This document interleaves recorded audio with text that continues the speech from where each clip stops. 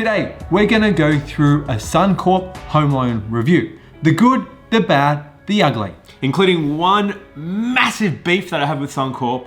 When you get a home loan, it's so annoying. Anyway, Nados, why don't we dive right in?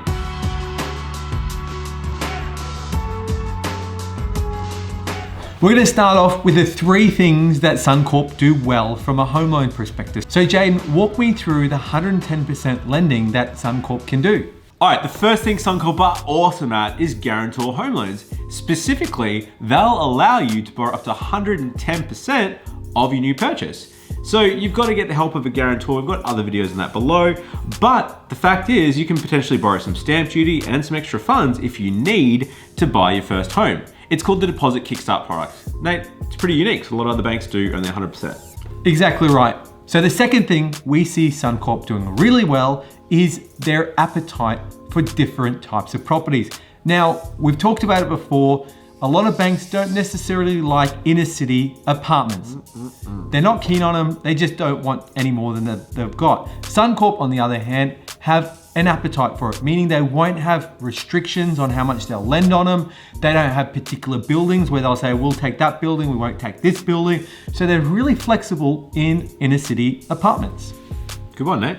And the third thing Suncorp are awesome at is that they're sharp as a tack. They sometimes have some really good interest rate specials, including one at the moment. That's right, Jaden. So we've looked at Suncorp as well with their lender's mortgage insurance, which typically is far cheaper than some of the other banks when we compare apples with apples. So that's the 3 things Suncorp are good at. Now let's talk about the 3 things Suncorp aren't so good at. So Jaden, walk me through the first point that you see Suncorp is probably a little bit harder than other banks to deal with. Man, this one sucks. So Suncorp are horrible with the documents they need. They are so strict.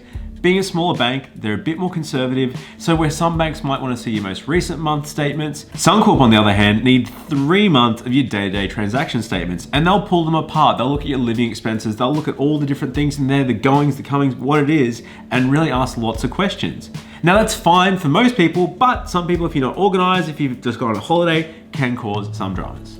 The second negative that we see with Suncorp is their processing time. So depending on when their specials go out, they can get really high volumes of applications, which means your application can take a lot longer to be reviewed by the bank and approved, which means if you've got a tight time frame on finance, it makes it a little bit challenging, a bit more stressful.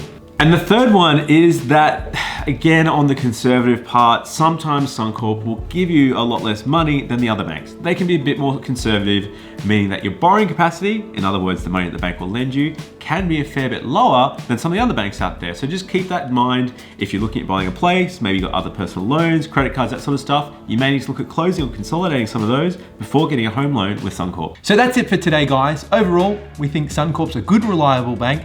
Please let us know what you think in the comments below. And as always, thanks for watching. Please like and subscribe, and we'll see you next time.